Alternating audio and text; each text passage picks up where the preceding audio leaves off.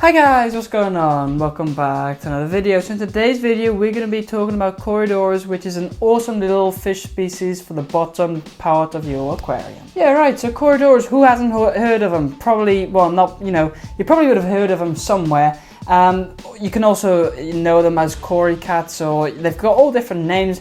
They're basically this little fish, about, they get about to 4-5 centimeters, some species bigger and some smaller, and they sit on the bottom of your fish tank. And they're really interesting species because they look a bit different than, your usual type of normal fish. Because they're bottom dwelling. So yeah, they live on the bottom part of your aquarium, and so you should keep that in mind when getting them, because they won't swim at the top, and whatever.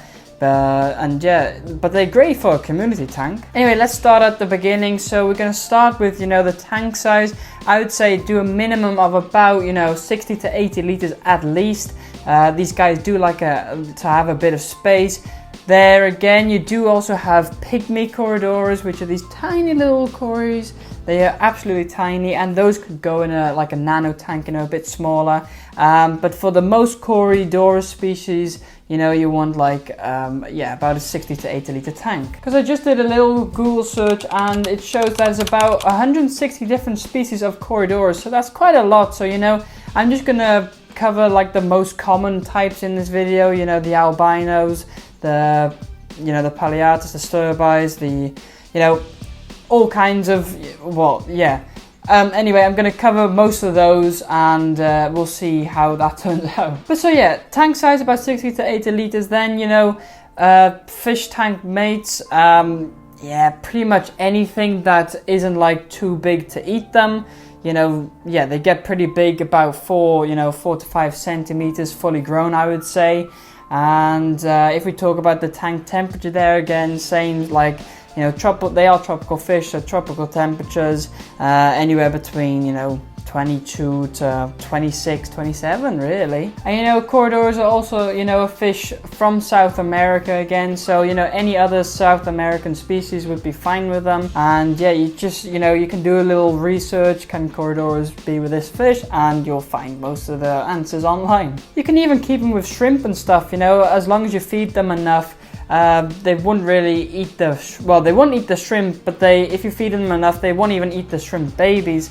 So, you can even do that. And then for water chemistry, the, water parameters, I wouldn't worry too much about that, Okay, they like a bit more acidic water, so a bit lower pH and stuff. But it really doesn't matter too much nowadays, where, most of them are all localized into the fish shops, and they're all bred locally to your tap water. So just make sure that your tap water is kind of the same as the one from the store where you're getting it from, which probably is the case if it's a bit local. If it's a bit further away or a different country, that might be a little thing, and you might need to acclimate them to your water. However, in most cases it'll be just fine. Let me talk about how many you want in a tank. So these are little shoaling fish, so they like to be in a little group.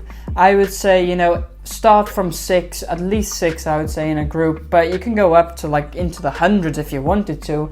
But a nice group of 6 to 10 in a 80 liter tank, which is in gallons, a 20 gallon tank, something like that should be perfectly fine. But they're also beautiful in bigger aquariums. I've had them in bigger aquariums, and then in bigger groups of 20 and 30, they do look awesome as well. And the funny thing is, Corydoras is also their scientific name. So it's not just the name that we use to call them, but it's also their scientific name. So there's a little fact for you. And then most of the types, the sturbis, their scientific name is Corydoras sturbi. So we basically use the scientific name already in everyday speaking about Corydoras. Some people also call them Cory cats or whatever. There's a few different names that people use for them, but it doesn't really matter. My mother always says they look like grandpa fish, so if you've got some imagination, you might see that. But they are especially great for community tanks, also for tanks with little kids watching them, because they can move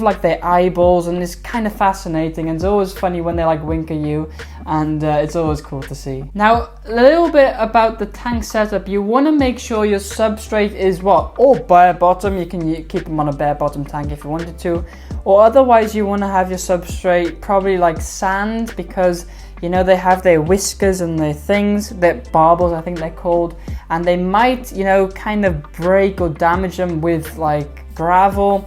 I've had them on gravel and they've been fine. So it's basically, you just need to try it out. What do you think that works best for you? Just have a look, yeah, what works best for you. Because in the end, there's a lot of things you can do in this hobby, but yeah, it's all, the most important is that it works for you and you think it's all right. Now, if we go on to like feeding, you know, feeding is kind of an like important role. A lot of people think Corydoras are like, well, they are part of the cleanup crew, to be honest, but they won't like eat algae and stuff like that. So don't expect them to eat that. What they will do is eat the uneaten food that falls to the bottom. However, in most cases, this isn't enough for them. You know, you want to actually also feed them specifically. You can just target feed them by, you know, sinking pellets. They do love. They love some bloodworms, some frozen bloodworms, some frozen brine shrimp, some baby brine shrimp they'll love, and also blackworms they do really enjoy. So you know, you want to feed them a varied diet because just the uneaten food isn't really enough for them. And also, by the way, Corydoras don't eat fish poop, so if you were thinking that, they don't actually eat it. And by the way, if you are like questioning yourself if you can keep the different Corydoras like species together, in my opinion, you can. Some people will say, like the purists will say, no, you can't do that. You need to keep them per their own color group and whatever. I've done it. I've mixed them. You know, I've kept them separate. So in my opinion, they all work.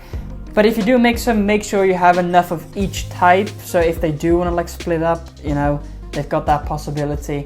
And just make sure about that. All right, let's get into some breeding then. You know, I've covered most of the basic stuff you need to know for like care requirements and stuff, but the breeding is always interesting. And you know, these are pretty easy to breed in some ways. You know, they're not as easy as guppies, let's say. But basically what happens, you want a nice group of some males and females. You'll notice the males are like the thinner ones if you look from above, and the females will be like the more plump ones with eggs and bigger and fuller.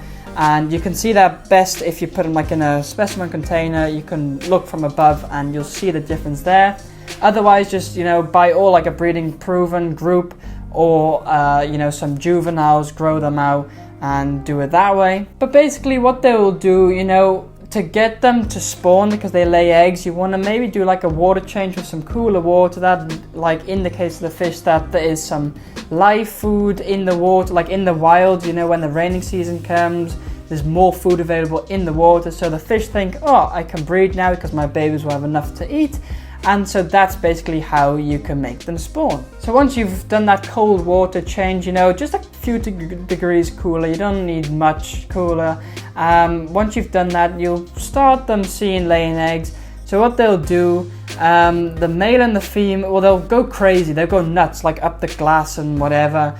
And then what they'll do, they go like into this T position, and I don't know, but then like the female goes with the eggs and lays them somewhere, and then they've laid those eggs and they do it all over again, and they keep going for like hours they can. Then those eggs you will just want to take out by hand. They are pretty sticky and adhesive, you can easily take them out. You won't break them, they're quite strong. So take them out, put them in a separate container. Then you can, you know, they'll hatch and they'll go into the wiggler stage and all that kind of stuff, and then free swimming. Feed them some tiny powdered food, then some brine shrimp, grow them out, and there you go. That's basically quickly how to breed them. I will be making a video on how to breed these in full detail soon. I just need to see when I'm going to do that, but I will do that one time because I think that can be pretty interesting. I have bred them before and it's a pretty fun process. So anyway, all in all, I think these guys are like perfect for like beginners even. They're perfect fish for professionals. It really doesn't matter. They are always stunning fish, and there's multiple different colors and varieties to choose from. So, you know, there's a fish there for everybody. Anyway, guys, I hope you guys enjoyed today's video. If you did, don't forget to like and subscribe, and I'll see you guys next time.